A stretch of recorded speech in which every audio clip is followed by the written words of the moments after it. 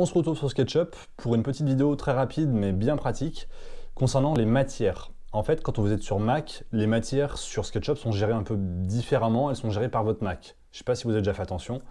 Quand vous affichez la palette des matières sur Mac, il l'appelle pas matière comme sur PC, mais il l'appelle couleur. Cette palette, elle est dans votre Mac. Nous, ce qu'on va vouloir faire, c'est qu'on va vouloir rajouter de nouvelles matières là-dedans. Non seulement rajouter de nouvelles matières, mais les retrouver pour travailler avec après. Mais en plus, si jamais je change de version de SketchUp, là je suis en 2021, si je passe en 2020, 2019 ou 2022 quand elle sortira, le nouveau SketchUp ou l'ancien a sa matière vide au départ. Je vais devoir recréer les matières. On va regarder comment faire pour les transférer simplement. Donc on pourra transférer les matières que vous avez créées sur SketchUp 2021 vers d'autres versions 2022-2023 ou des anciennes versions. Mais vous pourrez aussi vous servir de cette méthode pour transférer vos matières de ce Mac-là vers un autre Mac, si jamais vous changez d'ordinateur. Pour que les matières puissent être transférées, il faut déjà les créer. Et pour les créer, quand vous êtes dans le panneau des couleurs sur Mac, vous avez accès tout à droite à la petite brique qui vous montre un panneau déroulant avec toutes les matières qui sont disponibles par défaut. Ces matières-là, c'est les matières que le Mac vous propose.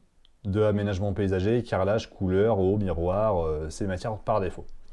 Ce qu'on va vouloir faire là-dedans, c'est créer notre propre liste de matières pour pouvoir s'en resservir.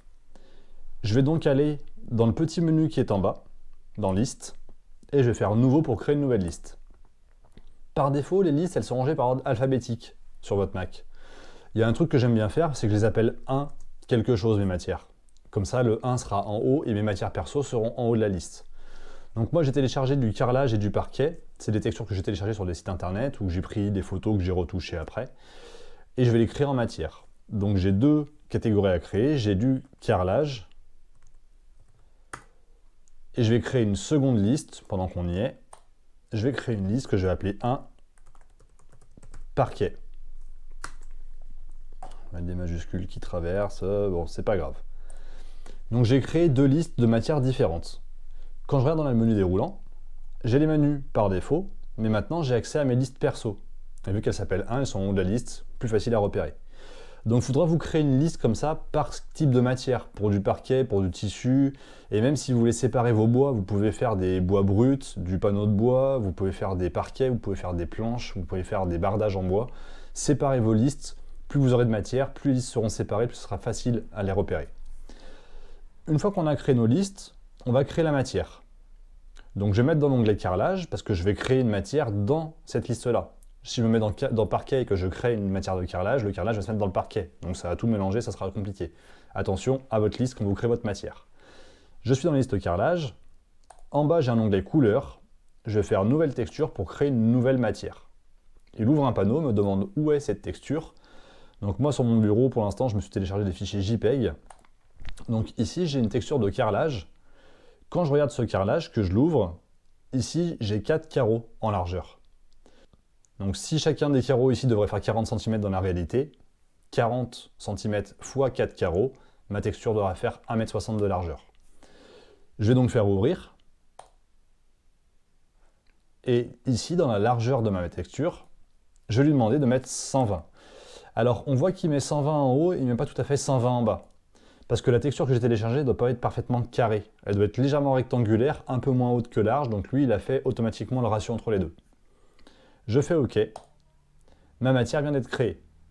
Donc dans SketchUp, si j'ai un support, si j'ai un rectangle au sol, en un clic, je peux le prendre et je peux le peindre. Donc ça, c'est pour créer notre carrelage. Maintenant, je vais créer mon parquet. Donc je pense simplement à changer de liste, parce que je ne veux pas que le carrelage se mette dans le parquet. Enfin, je ne veux pas que le parquet, se mette dans le carrelage, vous avez compris. Donc dans la liste parquet, je vais dans couleur, je fais une nouvelle texture, et même chose, mon parquet, il est là. Je vais l'ouvrir, cette image, pour voir à quoi elle ressemble. Donc dans mon Finder, si j'ouvre l'image, ici, je veux chacune des lames de parquet fasse 10 cm dans la réalité. Je dois compter mes lames pareil. J'ai 2, 4, 6, 8, 10, 12, 14, j'ai 16 lames. 16 lames x 10 cm, 1,60 m cette matière. Donc dans SketchUp, je vais aller cette fois-ci en hauteur, régler 160. Mais là, je ne m'embête pas sur la hauteur et la largeur parce qu'on voit que l'image doit être carrée parce qu'il trouve les deux mêmes valeurs. Quand on en change une, il change l'autre. Les deux sont identiques. Donc j'ai créé ma nouvelle texture, je fais OK. Elle est disponible et en un clic, je peux la prendre et l'utiliser. Donc après, j'ai encore accès à toutes les matières par défaut de SketchUp, mais j'ai aussi accès à mes listes perso que petit à petit, je vais aller augmenter en téléchargeant d'autres matières, d'autres textures, en les créant et en les sauvegardant là-dedans. Donc ça, c'est les méthodes pour créer vos textures. Maintenant, le plus intéressant, ça va être ces textures, de pouvoir les transférer. Si vous changez de PC, si vous changez de Mac, si vous changez de version de SketchUp, vous n'avez plus ces matières-là. Il faut simplement les récupérer pour les installer sur la nouvelle machine.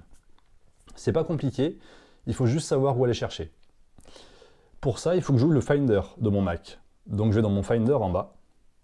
Et dans le Finder, vous avez un onglet dans les menus du haut qui s'appelle Aller. Ici, je dois en fait accéder à la bibliothèque du Mac. Et depuis certaines versions de Mac, la bibliothèque par défaut maintenant elle est masquée. C'est une sécurité, ils l'ont cachée pour pas qu'on la voit tout de suite. Par contre, je peux l'afficher. Et ça, la seule chose que j'ai à faire, c'est que quand je suis dans mon menu Aller, j'appuie sur la touche Alt de mon clavier. La touche Alt, vous avez vu, quand j'appuie sur Alt, il y a l'onglet de la bibliothèque qui apparaît ici. Si je le lâche, il disparaît, si j'appuie, il réapparaît. Et bien, je vais dans la bibliothèque, et il ne me reste plus qu'à trouver le dossier d'installation de SketchUp. Il se trouve dans le dossier Application Support. Ensuite, je vais chercher mon dossier SketchUp. C'est classé par ordre alphabétique.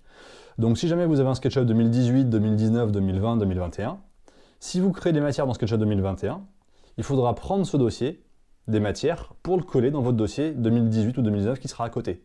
Et quand vous passerez à 2022, vous ferez la même chose. Vous prendrez les matières 2021, vous irez dans SketchUp 2022 et vous les collerez. Donc on va dans le 2021. Là-dedans, je cherche mon dossier SketchUp, puis mon sous-dossier matériel. Et là, je vois les catégories que j'ai créées. Mon carrelage, il est ici. Mon parquet, il est là. C'est des fichiers SKM, c'est bien des fichiers matériaux repérés par SketchUp. Donc vous avez vu que dans cette liste, j'ai pas les matières par défaut de SketchUp, j'ai que les listes que je me suis créées moi-même. Donc c'est pour ça que c'est important de bien créer vos listes, de les retrouver là-dedans.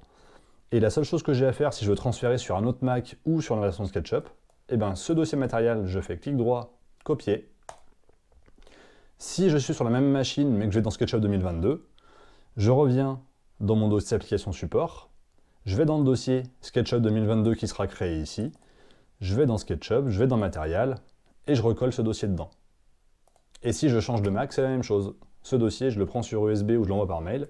Et sur l'autre Mac, je vais dans la bibliothèque, donc je passe par le Finder, je vais dans Aller et j'appuie sur Alt pour afficher la bibliothèque. Je vais dans Application Support, je cherche ma version de SketchUp et dans l'onglet Matériel, je colle mon dossier. Et j'ai plus qu'à profiter des nouvelles matières sur la même machine.